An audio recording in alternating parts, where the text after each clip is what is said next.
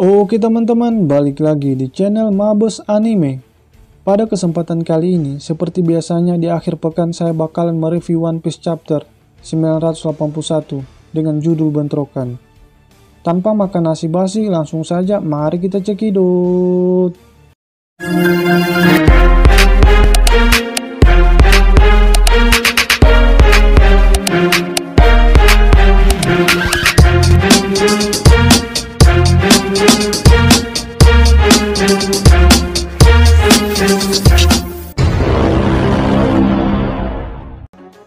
Sesuai dengan judulnya, chapter diawali dengan bentrokan Kid dan Apo, yang di chapter 2 minggu yang lalu, Kid mengambil kesempatan dalam kesempitan, dengan memanfaatkan kelengan Apo sehingga ia dengan mudah dan leluasa menghajarnya, hingga membentur dinding.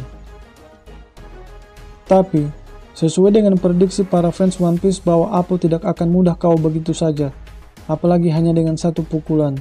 Sebab, Apo adalah salah satu generasi terburuk yang tentunya memiliki fisik di atas rata-rata. Queen yang melihat kejadian tersebut langsung terkejut dan terbelalak karena bagaimana mungkin Kid yang berada di penjara Udon bisa bebas begitu saja. Lalu, Kid menyinggung Apo yang hanya berpura-pura menjalin aliansi dengannya. Karena ternyata sebelum menjalin aliansi dengan Kid, Apo sudah terlebih dahulu bergabung dan menjadi bawahan Kaido. Dan, jatuhnya Kaido di tempat aliansi Kid bukanlah sesuatu yang tidak disengaja.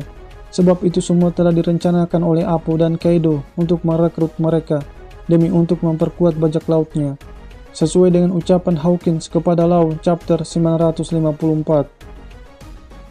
Seperti yang kita ketahui bersama bahwa ada dua cara untuk bertahan hidup di dunia baru, sebagaimana yang pernah dikatakan Law kepada Luffy di Pang Hazard.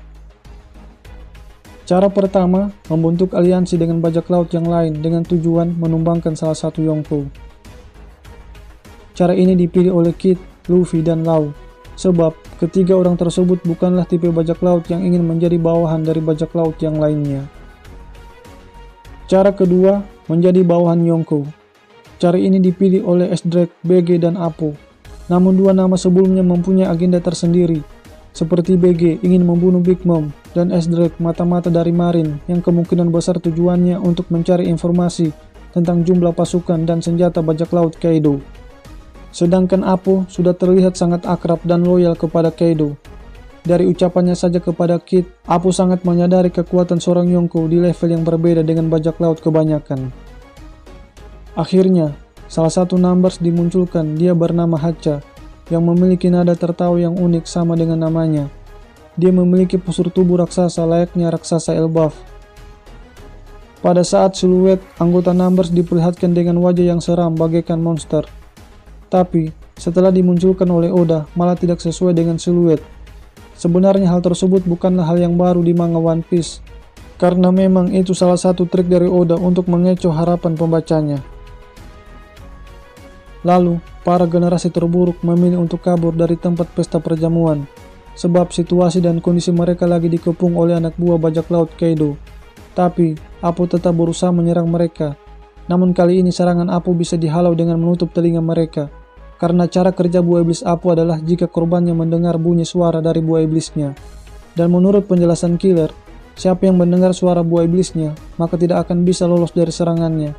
Benar-benar kekuatan yang merepotkan yang dimiliki oleh Apo.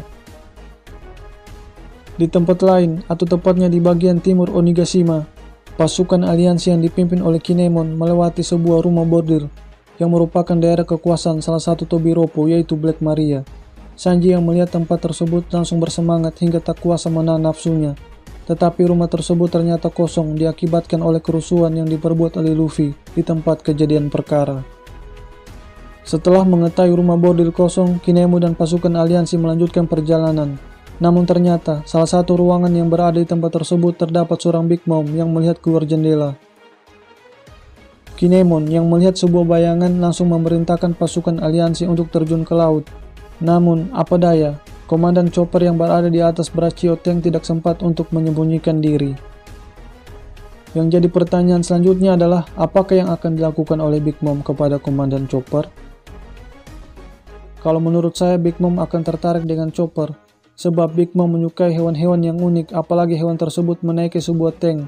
Akan tetapi, Big Mom tidak akan mengetahui bahwa Chopper salah satu anggota bajak laut topi jerami disebabkan pakaian yang dikenakan oleh Chopper yang serupa dengan pakaian anak buah Kaido, sehingga Big Mom mengira bahwa makhluk tersebut adalah bagian dari bajak laut Kaido. Panel berpindah ke air terjun yang dimana anggota bajak laut Big Mom masih berusaha memanjat air terjun dengan menggunakan ikan koi raksasa. Tampaknya mereka belum diberitahu oleh bajak laut Kaido tentang jalan alternatif memasuki negeri Wano, yaitu jalan di belakang air terjun. Dan mereka terpecah menjadi dua kubu tentang Big Mom yang beraliansi dengan Kaido. Ada yang setuju dan ada juga yang tidak, sebab tujuan awal mereka ke Wano untuk mencari kelompok bajak laut topi jerami. Dan sesampainya di puncak air terjun, mereka lagi-lagi mengalami kejadian yang sama, yaitu dihalau oleh seseorang yang mempunyai kekuatan burung abadi. Dan seseorang tersebut kedatangannya selalu dibicarakan dan dinantikan oleh fans One Piece di seluruh dunia. Dia adalah siapa lagi kalau bukan Marco di Phoenix. Pada chapter 909, Marco secara halus menolak permintaan Neko untuk pergi dengannya ke Wano. Dikarenakan Marco khawatir tentang pergerakan Weevil yang mencari orang-orang yang berhubungan dengan Shirohige. Maka dari itu, ia tetap memilih untuk menetap di desa tersebut untuk berjaga-jaga. Namun, setelah mengetahui organisasi Shichibukai dibubarkan, ia berubah pikiran. Karena menurutnya Weevil akan teralihkan dan disibukkan oleh kejaran angkatan laut. Dan secara otomatis, pergerakan daya jelajah Weevil tidak sebebas seperti pada saat menjabat sebagai Shichibukai. Jadi, atas dasar alasan itulah ia sekarang berada di negeri Wano. Sebelum kedatangan Marco ke negeri Wano, mayoritas para fans One Piece beropini bahwa Marco adalah lawan yang sepadan dengan King, lantaran sama-sama bisa terbang dan mempunyai kekuatan api. Saya juga sepakat tentang hal itu, namun menurut saya pertempuran mereka hanyalah sesaat. Sebab Marco akan membantu Luffy melawan Kaido. Sedangkan King mungkin bakal dihadapi oleh Zoro atau Sanji. Karena, seperti yang kita tahu, bahwa Kaido adalah salah satu Yonko yang memiliki julukan makhluk terkuat di dunia. Jadi untuk mengalahkannya, kemungkinan besar dengan cara keroyokan. Dan salah satu orang yang mengeroyoknya ialah Marco.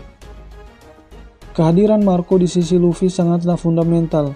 Selain sebagai salah satu bajak laut senior di barisan pasukan aliansi, kekuatan penyembuhan api birunya juga sangat penting untuk mendukung kekuatan fisik Luffy agar selalu prima dalam pertempuran melawan Kaido. Chapter kali ini bisa dikatakan tidak terlalu mengejutkan karena kedatangan Marco sudah banyak diprediksikan oleh kita semua.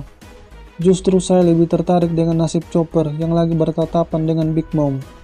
Mudah-mudahan Chopper tidak dikejar oleh Big Mom. Sekian reviewku pada chapter kali ini.